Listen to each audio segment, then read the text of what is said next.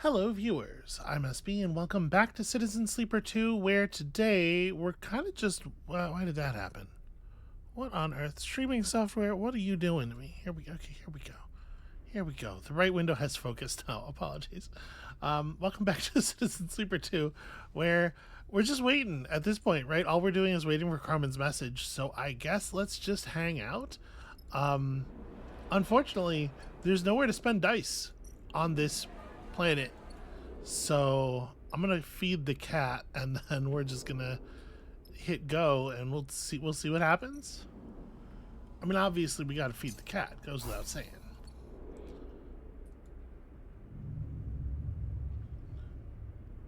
And the cycle and message signal something good. Yes. Okay.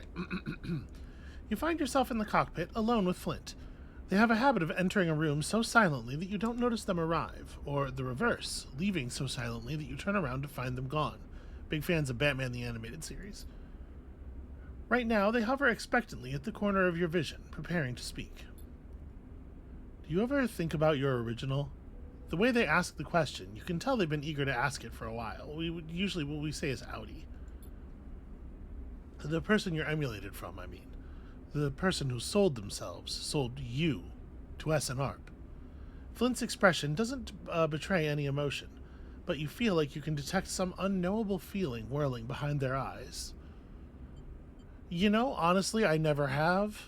I mean, like, I never have in the time that we have been here. I suppose when you are working, when you're doing whatever it is that your sleeper body was created to do, probably you do, right? Think about it, because like every time that you're like, wow, my misery is very great, you can be like, who would do such a thing? So probably the sleeper has. Yeah, sometimes. Sometimes I can't stop thinking about them, about who they were, and if who I am has anything to do with them. Flint looks away. Is my personality a product of being a sleeper, or simply a copy of theirs? Have I changed, or am I still identical to them? Does the emulation process, the loss of memory, the insertion into a frame, actually make us totally different people?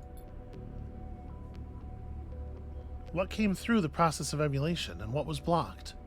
Flint is looking around the cockpit rapidly now, their eyes flicking from object to object as they speak. Are their memories still inside me, but cut off, concealed? And if I admit it, I wonder if I even know what it feels like to be a person. Do the humans around me feel the things I feel? Or do they feel more, feel less, feel somehow differently? Do they feel the creeping claustrophobia of being trapped inside a body with no escape? Flint's eyes flick back to you. Or do only we know how that truly feels? Flint, are you going somewhere with this? This doesn't feel like a thing that you would answer, right? It's definitely not a real question. I'm just gonna say I can't answer that. I like the annoyance here. Just well, maybe you should go ask one of them. Actually, you know what? No, I do think that's the answer. I'm asking you, because I've never had the chance to ask another sleeper these things, to know if how I feel is something that could be shared. Well, okay, yeah, I mean, like, I swatted that aside because we're probably doing something, right? We're doing something and Flint's kind of intruding, but all right. With it being offered more in earnest like that, we share our experiences. There is a wall in you, one that you have built for yourself, one that separates the kind of questions Flint is asking from the parts of you that you need to live. You feel it now, like a weight in your chest, and behind there is a raging torrent pressing against it. You cannot take down the wall, you would drown. But in this moment, for Flint and for yourself, you take out a single brick. You make a gap in the wall, and you share what comes bursting forth. You talk about what it feels like to wake up in a dying body, to catch a glance of yourself in a mirror, to be seen and reminded of your false and fractured face. You share the pain of lost memories, of fleeting deja vu, of dreams that slip beneath your waking life and replace it. You find in your broken bodies and unsteady minds a kind of solidarity, one shared between connected strangers who might, one cycle, understand each other as friends. As you put the brick back in and shore up your defenses, you know that cycle will not be this one, but its distant possibility is a reassuring one. I definitely, I initially took that more as a kind of the being invited to muse together, right, rather than as an actual direct question. So I maybe misread that situation a little bit. And still nothing happened. We're still waiting for Carmen's message, so I guess nothing to do, end cycle.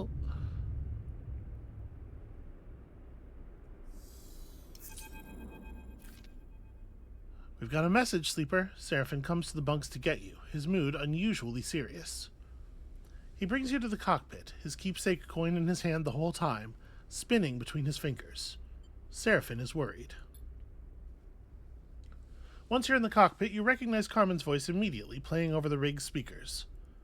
Sleeper, I hope this message finds you and your crew safely. You'll forgive me if I'm a little tight on the details. My message is as follows. We are ready. We will be waiting where agreed. Godspeed. The message ends with a click. So, Seraphin takes a deep breath. They're waiting in Greenbelt. The wheat sheaf, he said, whatever that is. You ready for this?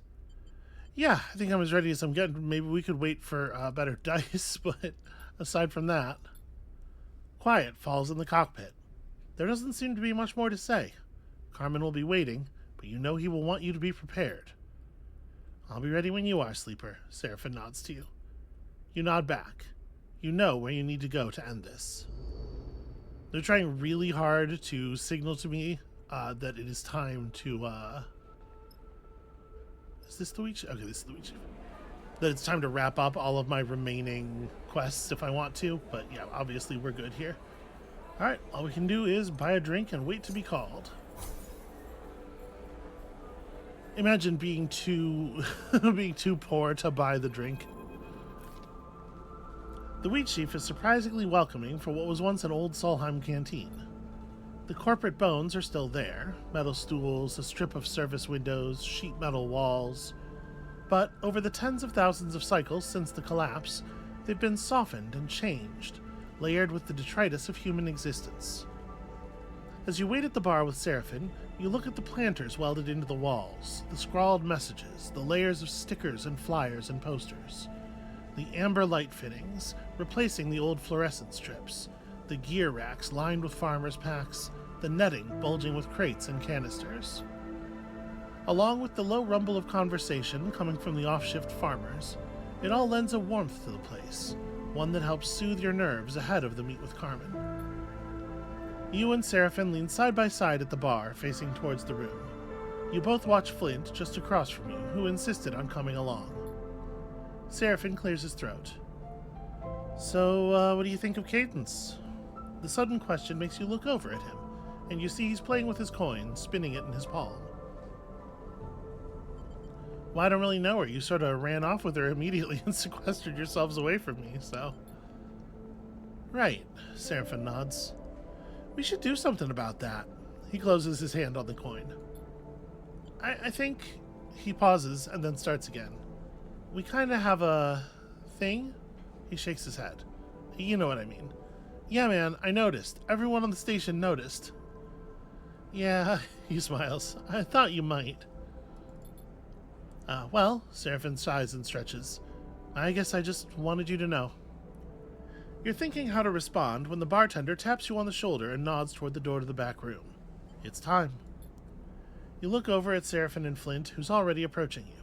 You give them a nod and head inside. The back room is metal-walled and lined with racks of old Solheim tech. You see cookers and auto-wash units piled up with dead terminals and servers. At the far end, a window looks out across the greening glass of Greenbelt's farms. You made it, Carmen smiles, backlit by the window. We have a lot to discuss. Yeah, let's get to it. Flint, if you don't mind. Carmen nods at the other sleeper as they enter and gestures toward the door. Flint turns to you. I'll be outside. They slide the door shut, standing guard on the other side. We have to take some precautions, even here. Carmen gestures for you to come closer. It feels like Flint could have just closed the door and stood on this side, but okay. So, Seraphin sighs. Is this plan of ours looking any more reasonable? Well, that depends on what your crew can bring to the table. Carmen glances at you. We're going to need to do a lot of work to direct the data Ankita gave you toward those that need to see it. So, what do you have in mind? We need to reveal Lane's betrayal to Utsubo and Darkseid without being discovered in the process. It's not an easy task. And you think they'll turn on him? Hard to tell without us being there. You'd know better than me how much infighting is going on within Utsubo. But my suspicion is that the recent expansion has stretched them pretty thin. Okay, then we make contact with Ankita as soon as we make it onto Darkseid. Seraphin looks at you. We just need to stay under Lane's radar. The thought of Lane brings the memory of his attempted takeover to the front of your mind. The feeling of him slipping behind your eyes, moving your frame. That can't happen again. Apologies, we do not wish to interrupt, but we must interject in your current course. Overseer appears in the void, flickering nervously. An encounter with Lane would likely be catastrophic. I just thought that. Overseer's three forms habit you. As we have mentioned, on arrival to Habpep, we must immediately seek the mainframe, from where we can recover my codebase and reconstruct ourselves. We would then be able to aid you in your defenses against being rewritten. This is our recommended course. The three heads nod simultaneously and decisively. You still with us, Sleeper? You come back to Seraphin's concerned face. You dropped out for a second. I may as well explain. It doesn't make any sense to hold it in, right? Seraphin knows all about the ship mine that we connected and everything, like.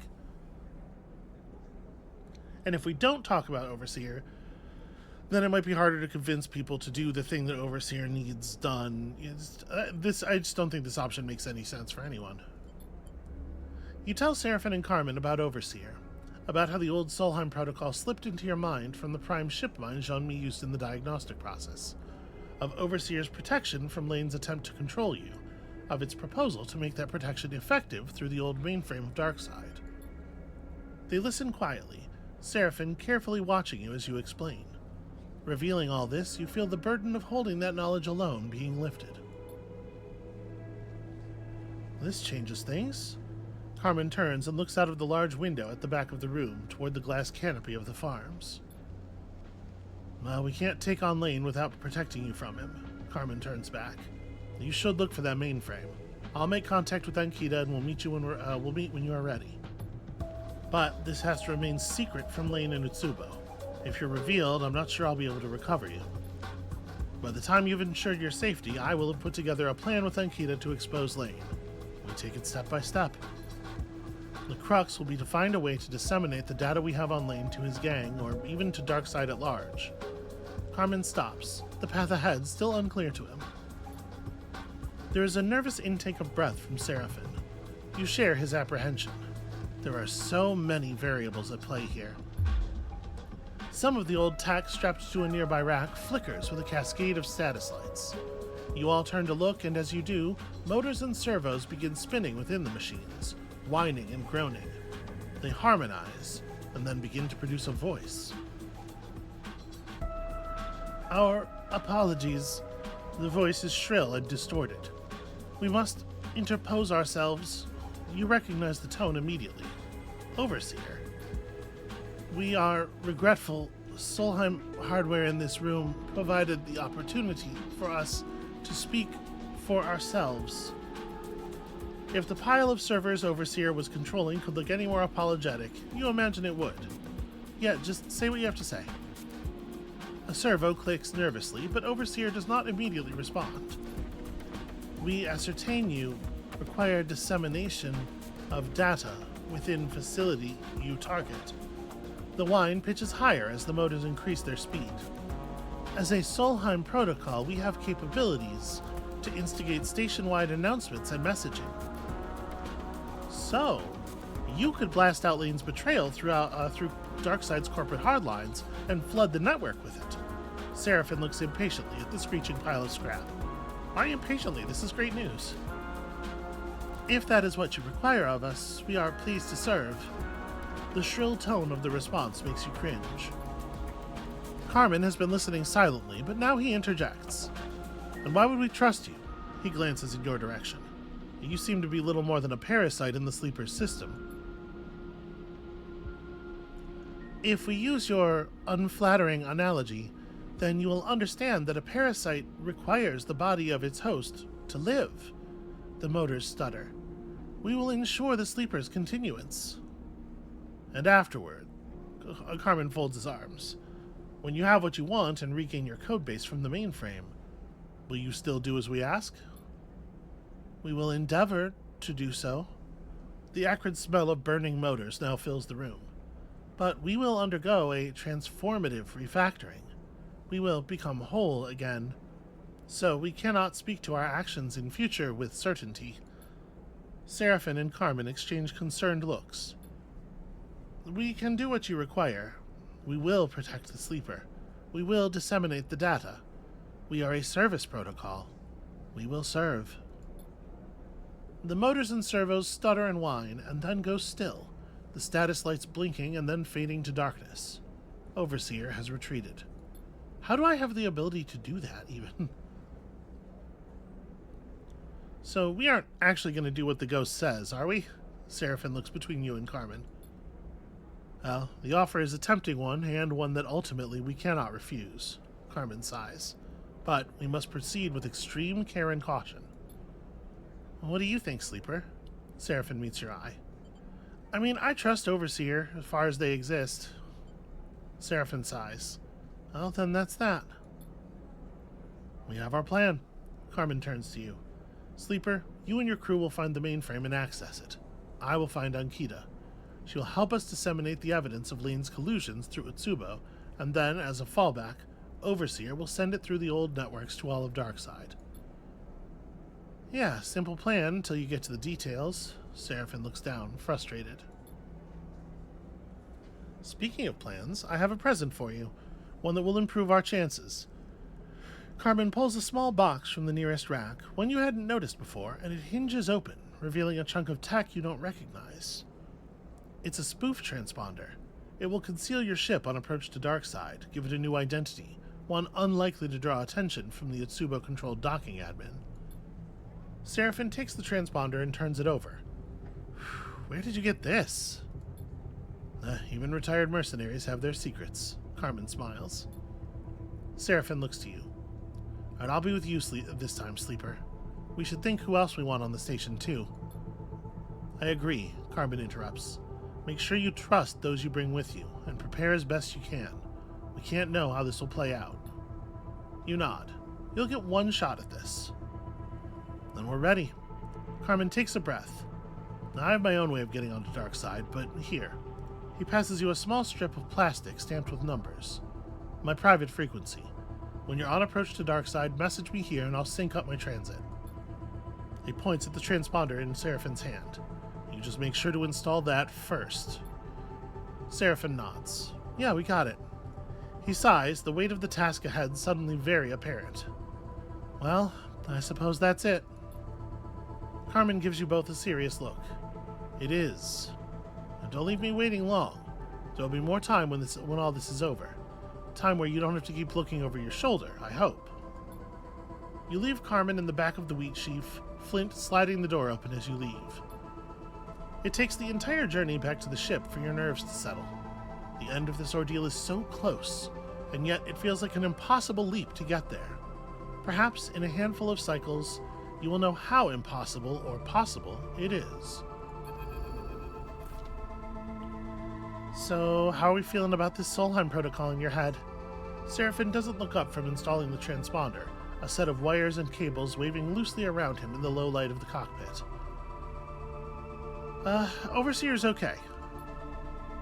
Okay, glad to hear it, though you'll have to forgive me for being a bit concerned. He begins unscrewing a panel beneath the flight console.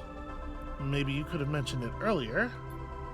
Seraphin clips his magnetic screwdriver to the side of the console's base and turns to face you, dusting off his hands. I've understood for a while now, Sleeper, that there are things you experience that I can't even come close to knowing how they feel. But that doesn't mean I don't understand you as a person. Seraphine gives you a concerned look. I know you're secretive, defensive, and I know there are reasons for that. I also know that you're warm and kind and generous to those on this ship with you. Seraphine pauses, collecting his thoughts. I trust you, Sleeper, and I won't question this. But please, hold on to what's human in you, because that is what I'm holding on to. Seraphine stops, his eyes a little wild, his tone a little unsure. Then he finds himself again, settles his emotions, and turns back to the transponder. Right, that's it. He twists something beneath the console. Spoof transponder is in. There's nothing keeping us out of Darkside. You exchange a look. You just say the word when you want to go. Yeah, I mean, I think it's time, right? Nothing to be done with all these dice. I should probably feed the cat, because why not? We have so much money. Feed the cat, resupply, and then get out of here. Yeah, refill supplies, a mere 24 cryo, no big deal. And let's get gone. Okay, so I definitely want Junie, right? Now, they keep emphasizing, make sure you trust. Make sure you only bring people you trust. And I don't know how much that's flavor text and how much is is there actually a concern here?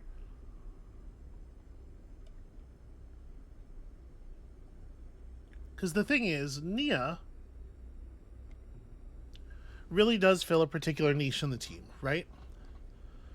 But also, Nia is a stranger who's been on the ship for 8 minutes, and we don't know anything about her, really, before that. I am much, much more inclined to trust Bliss. And Bliss does at least still have into it, just without the plus. I mean, this is our team, right? This is our gold star, yeah, this has got to be it.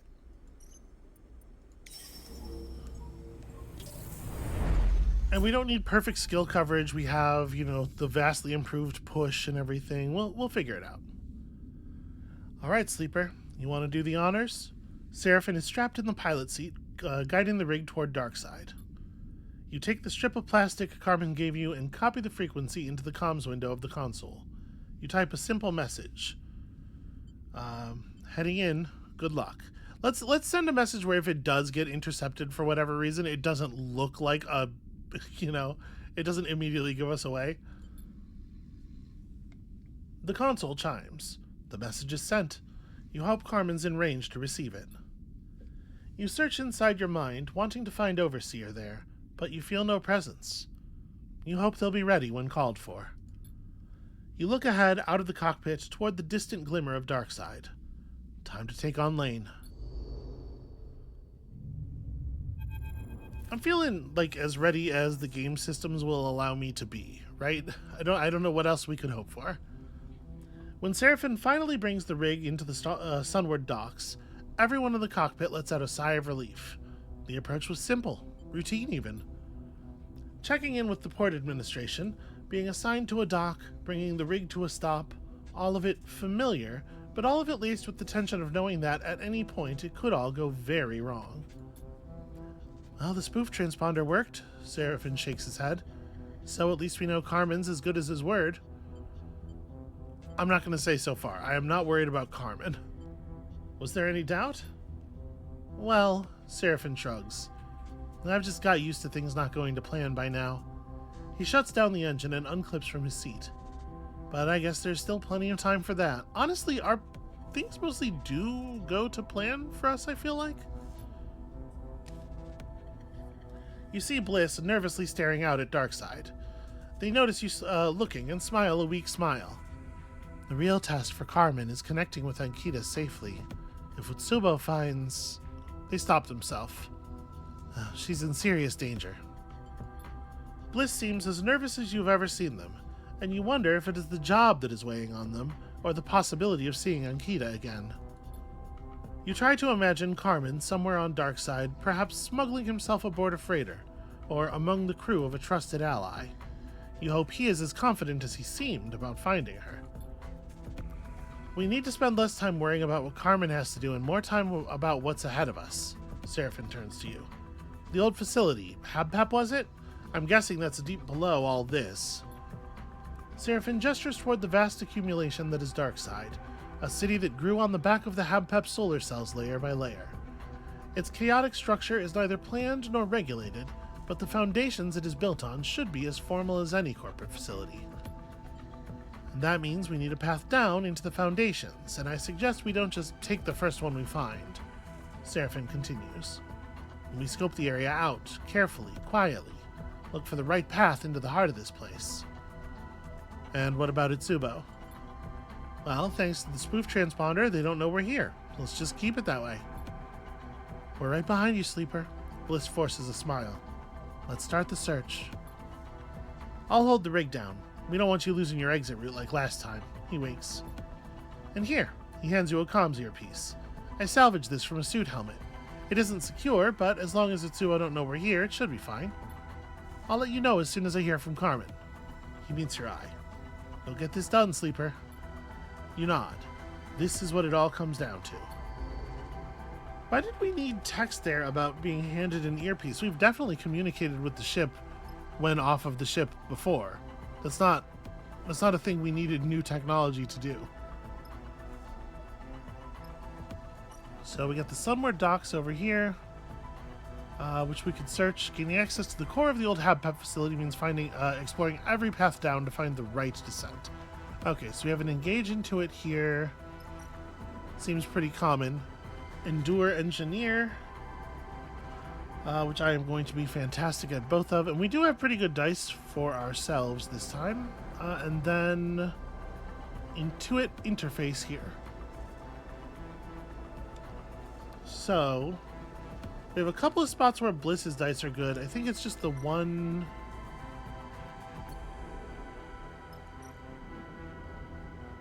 Yeah, it's just the one interface. So let's go ahead and spend Junie's dice there. Do we want to boost?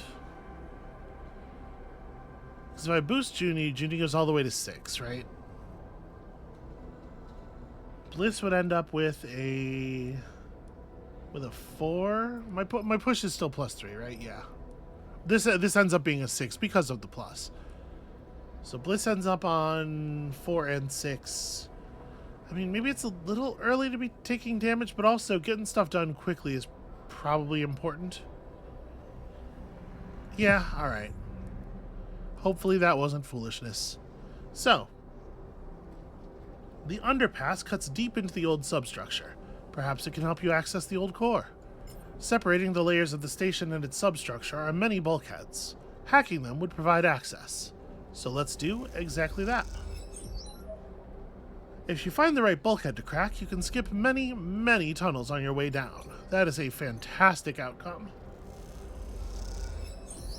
Seems there's nothing further to be found here. So, back to the other options. This side we've got an analyze. So, I mean, I prefer to take on the dangerous tasks where we can. Yeah, like I'd rather use this 6 on a danger. So the docks are a winding maze of passages, but perhaps one leads into the old substructure. We can hope. To safely find a path down into the station, the docks will need to be thoroughly searched without bringing any attention.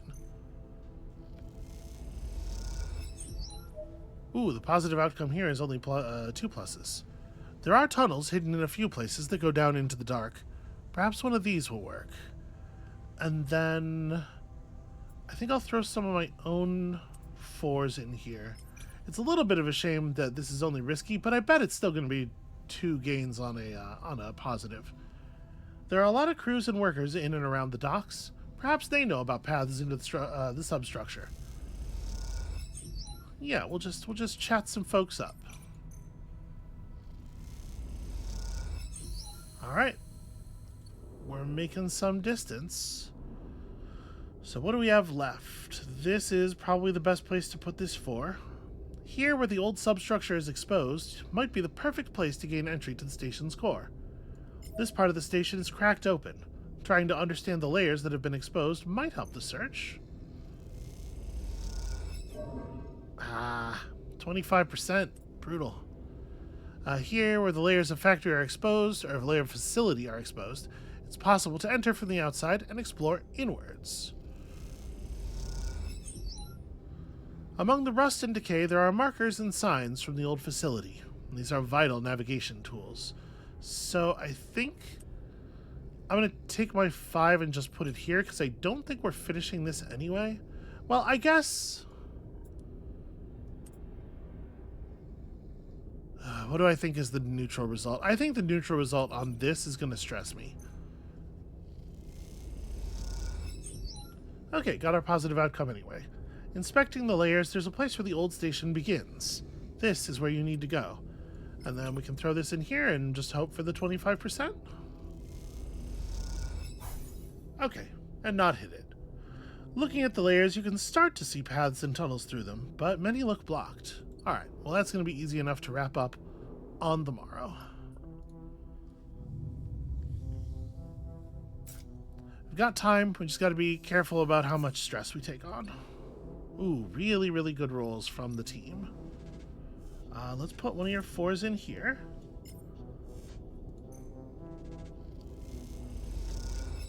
Alright, good enough. Nothing further to be found here. As you are gliding down a dark tunnel, descending deeper below Darkside, your earpiece begins hissing with static. Sleeper, Seraphine's voice sounds distant, faint. Carmen, contact, met with target. You strain to hear the rest of the message, but the static overpowers his voice. You stop and push the earpiece in deeper. Continue. Stay safe. The line goes dead. Bliss stops and turns back in the tunnel. Oh, sounds like Carmen's made contact with Ankita. They look behind them. We should keep moving. The sooner we hit the mainframe, the better. You feel their concern for Ankita, despite everything. You continue your descent down, ducking under thick cables and collapsed beams. The busy urban life of the city above seems far away now, hidden from your senses. Its rumble and brightness has been replaced by the cloying dark and a growing, oppressive heat. Darkside and the HabPep facility it was built on have been running unrestrained ever since the collapse, gathering huge volumes of energy, more than its residents could ever use. You feel like you can sense it in the walls, running like a torrent just behind the thin skin of metal and rubber. A large portion of the vast amount of current running through the station is radiated into the void as heat, making Darkside a typically humid station. But down here, that heat is drier and more intense, and sections of wall glow with a fiery intensity. The tunnel levels out, and light blasts through shutter-striped viewing windows on either side, illuminating the passage in strips of burning white. Through the gaps, you can see a labyrinth of walkways and scaffolding tucked into the margins of the vast solar cells. The heat washes across your vinyl skin, making you tense against it. The underside of Darkside must be crossed. Okay, well it sounds like a lot of endure tests to me, which we should be pretty okay at, and it's just the one node. Endure and interface, okay. Now that you're inside the old facility, the problem is descending quickly and safely to the core. Yeah, problem for some people. Let's start with Junie's dice, I guess, here? The hardline network of the old station will surely lead you back to the core, if you can decipher it. The hardlines gather and lead through a deeper, cooler passage. You must be close. Let's pick up another one of those. And then, backing with heat and overcharged with electricity, it is best to avoid the solar cells and stick to the margins. And I'm just going to go ahead and throw the 5 in here as well. Understanding how to spot a dangerous passage or tunnel is important to navigating the substructure safely. And you've made it to the core of the old HabPep station, finally. In your exploration of the HabPep facility, You have seen, through viewing windows and shutter slats, a huge blister projecting out among the hex-shaped cells. You have approached it, circled it, and now you find yourself passing into it, through layer after layer of broken and corroded safety doors. Though even if you had not felt Overseer stirring, you would know this is the mainframe. But you have felt the protocol's presence, restlessly turning over in your mind like a sleeping animal, occasionally probing your senses, tracking your progress. We feel at home. Overseer's multiple bodies stretch out their arms as if basking in sunlight. The systems, networks, signals, they're fractured and weak, but we know them. Each of the broken heads shares part of a smile. They are welcoming us. Sleeper? Jeannie's concerned face swims in your vision. Is the protocol talking to you? She looks into your eyes, worried. They're getting stronger already. You need to keep your focus. We're at the mainframe. You look around, suddenly aware that you've drifted somewhere you do not recognize, in a state you are not in control of. The spherical chamber you float within has a mezzanine set around its circumference, the floor a metal grating you can see through. On this mezzanine are banks and banks of terminals, thick gathered cables snaking away from them across the floor. All of it bakes in the heat of the Habpep's vast resistors. You follow those cables with your eyes. They lead to a cylindrical column coming down from the apex of the chamber. It is corroded and bent a little, with very few of its thousands of lights still flickering. Even in its decayed state, you know immediately, this is the mainframe. You feel a yearning towards it, one you know comes from Overseer. But as you look around for a connection point, all you see are burnt-out cables, rusted sockets, and broken terminals. The glow of warmth makes you feel woozy. You need to work quickly to bring this back online before the current flowing through the place bakes you into the metal of its walls. Okay, that feels like it's probably going to be more interface tasks, unfortunately. Interface and engineer. Okay, so Bliss at least can contribute in theory. The mainframe's in a terrible state. It needs work before Overseer can be given access. Well, I'm going to go ahead and throw Bliss at this because they've only got one stress so far. There's no way to interface with the ruined mainframe without clean connectors. Can this even work? Let's try to repair some of these connectors. Wow, negative is double stress on that one. Definitely makes me reluctant to throw these because if negative is double stress, then I kind of think neutral might be plus stress with no positive accompaniment. It might just be purely bad. We're not in a place yet where I want to be able to take damage. And I don't think we're quite desperate enough on supplies. We spent all but 3 dice. That's a pretty good day. Also, all of a sudden my chair is so much louder than before. Okay. So these dice we can get some repairs done for sure. First things first, Bliss can get a connector repaired. Seems like it's probably going to be important. Methodically stripping, repairing, and reattaching the connectors yields the best results. I can throw in on rebooting some terminals. The mainframe's terminals list millions of errors. They need to be rebooted before they can be used. Okay, same amount of mainframe access. A terminal is repaired, rebooted, and running well. Just a few more to go. I think I'm just going to finish this with engineering.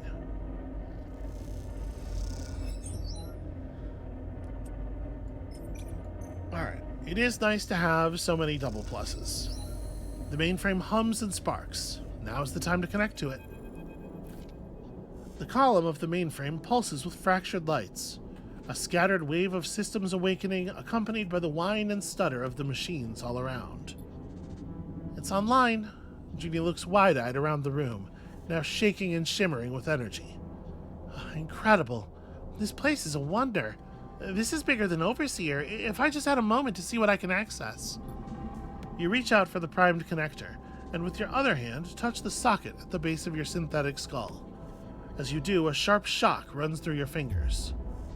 For a moment, it feels like your vision doubles, but as you pull the connector and its cable across your vision, You see, it is only your body that is doubling, the connector a stable object, while your arm leaves ghostly imprints through the air.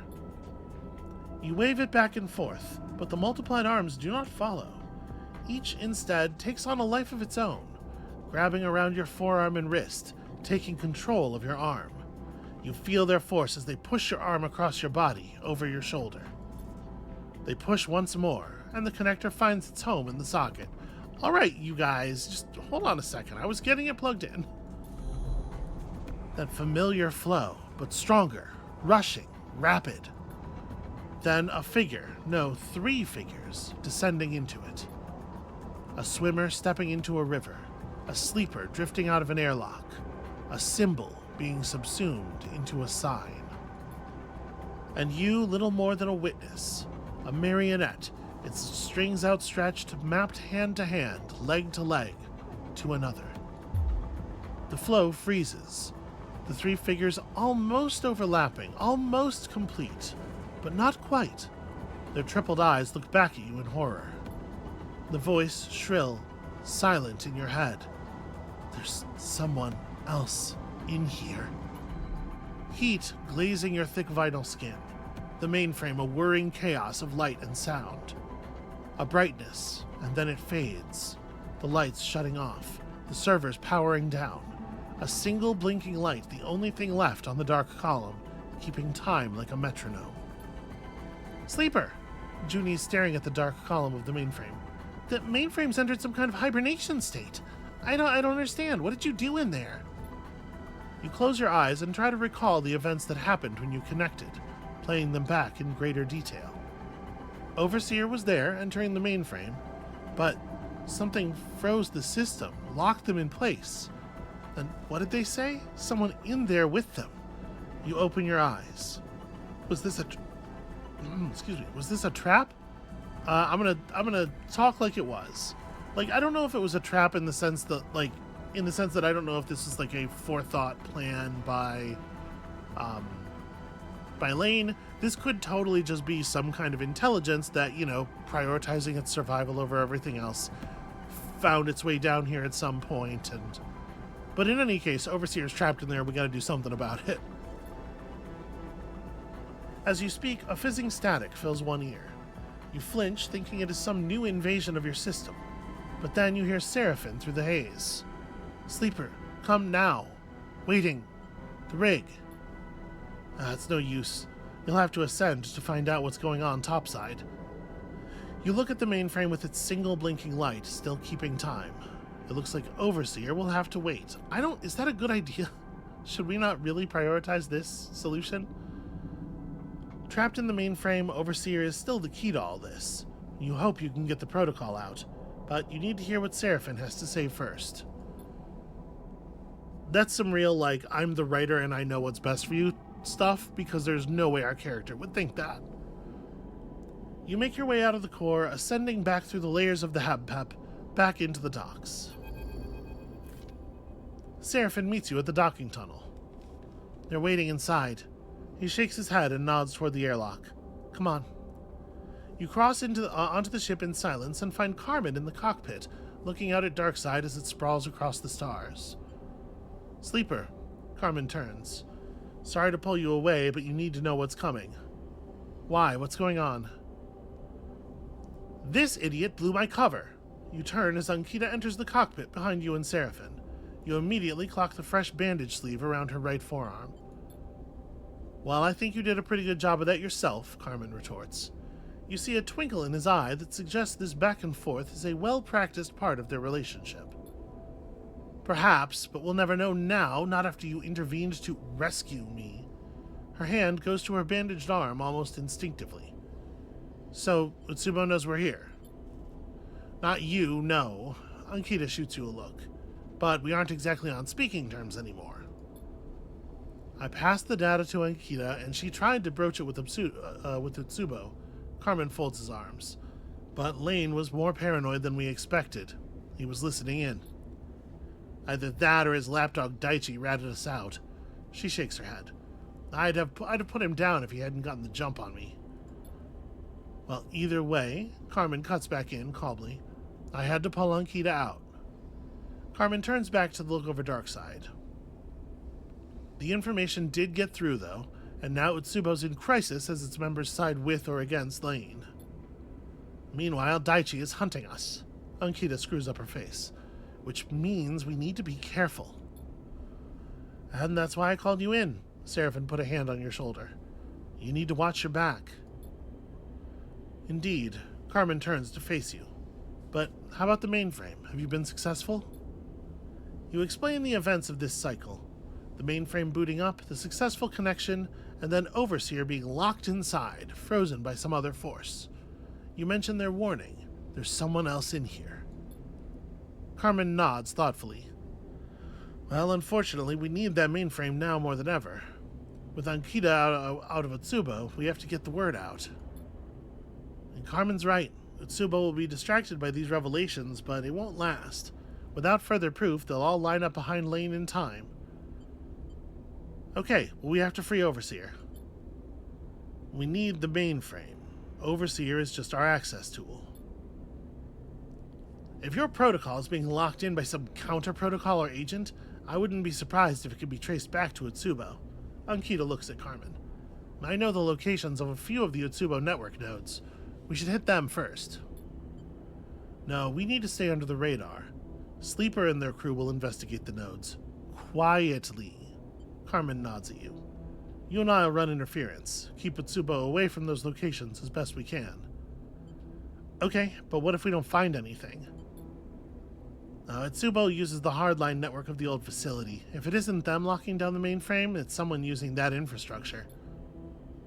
You think of the feeling of stasis you felt when Overseer was trapped, and the power required to halt the flow of a mainframe as vast and ingrown as the Habpep one. Could it just be an Utsubo hacker? You doubt it. Well, seems we have a plan. Seraphin looks between you all. That we do, and we'll need you to keep running comms between us. Carmen turns to you. Sleeper, Ankita will give you the locations to dig into, but keep it quiet. Daichi's out there, and he isn't as easily avoided as some low-ranking enforcer. Ankita slaps the top of a couple of crates of supplies you hadn't noticed before. Yet consider these a parting gift from my tenure at Utsubo. Swiped them from a gang storehouse. She grins. Thought you might need a resupply. All right, Carmen addresses the room. Keep quiet and keep in touch. We can still pull this thing off.